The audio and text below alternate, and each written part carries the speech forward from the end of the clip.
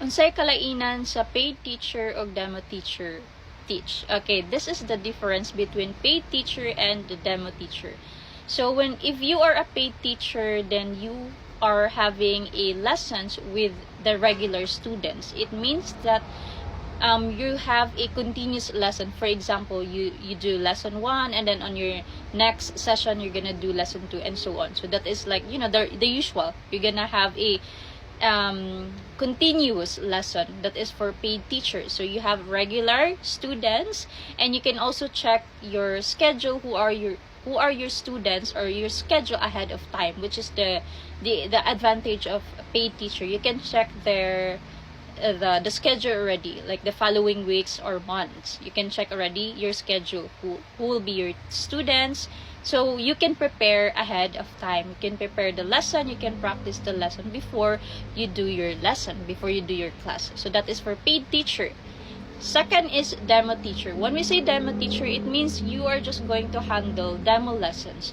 What does it mean when we say demo lesson? It means you are handling trial lessons for those, you know, students who want to try Brightery. So there is a specific lessons for demo teachers, which is for demo lessons. So there's only 8, like from grade 1 to grade 8.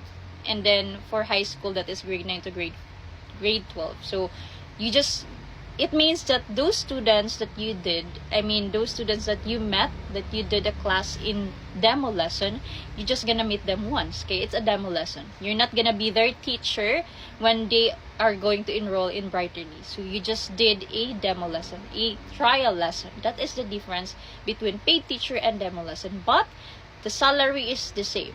You still get paid even though you are doing demo lesson. It means that the company is, you know, demo teachers are the investment of the company, because the company itself is the one paying you for doing that demo lesson. So they are the one paying you. Unlike with those paid teachers, the students are enrolling, so they pay for a specific sessions for paid lessons, so which is very different. And also there's like one question I've read, so to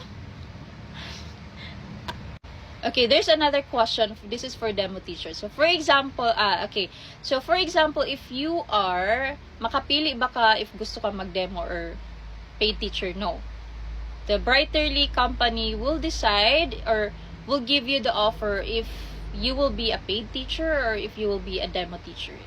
So after that interview, you will receive there an email wherein you can see there the offer that the Brightery can give you. It's either they will offer you a job position which is demo teacher, or are you a paid teacher. So those are the things that you have to remember. You can't choose. You can't choose if you will become a demo or you will become a paid teacher. So they are the one who will decide if you will be a demo teacher or a paid teacher.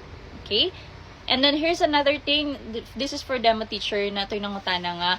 If mag-sub ba, direct na ba siya sa, what do you call this? Direct na ba siya sa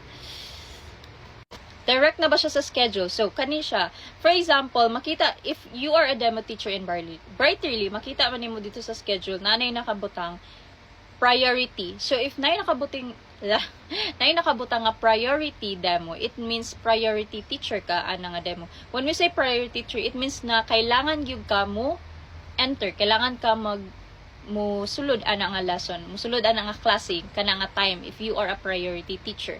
And let's say walay nakabutang dito nga priority teacher ka, it means you are a catch up teacher. So for example, na mga teachers nga dili ka klase ana nga time, mahita silag sub, then that's the time nga makasub ka. Which mean, for example, let's say open imong slot from 5 AM to 9 AM, and then naay mangita og sub. So, for example, nangita og sub is 5 AM and then open imong slot. Then, pwede ka mingon nga, ako'y mo sub sa imo. And then, pag mag-check-in na ka at 5 AM, before po na 5 AM, no? Kay dapat 5 minutes before man the class mag-check-in. So, pag mag-check-in na ka, papilion man ka dira, it's either priority or catch-up. Those ay mong schedule, dili ka priority, but then, ikaw may mo sub, So imong i-click dito ang priority. Check-in ka as priority, and then pag adto nimo sa Discord, makita nimo dito nga nag-check-in ka as priority. And then magama kag thread under atong imong pag-check-in, imong i-comment dito, create kag thread, and then imong i-type sub for teacher kung kisa tong magpasab nga teacher. So imo siyang i-mention imo iya ang name dito, imong i-send dito sa thread. So mo na to siya, demo teacher na ka, and I mean priority teacher na ka. So upon checking in, i-click nimo priority teacher ka since ikaw may musab. But if let's say dili ka priority teacher and then wala kay nasaban, wala kay sub, walay nakigsab, so check in gyapon ka as a catch up since wala man kay na nakuha nga sub. So mo siya good thing if wala, let's say dili ka priority teacher ana nga day, pwede gyapon ka mag priority, pwede gyapon ka maka-take og class as long as nakay masaban. So mao to siya. Okay? So mao to siya, guys. I hope I answered your question.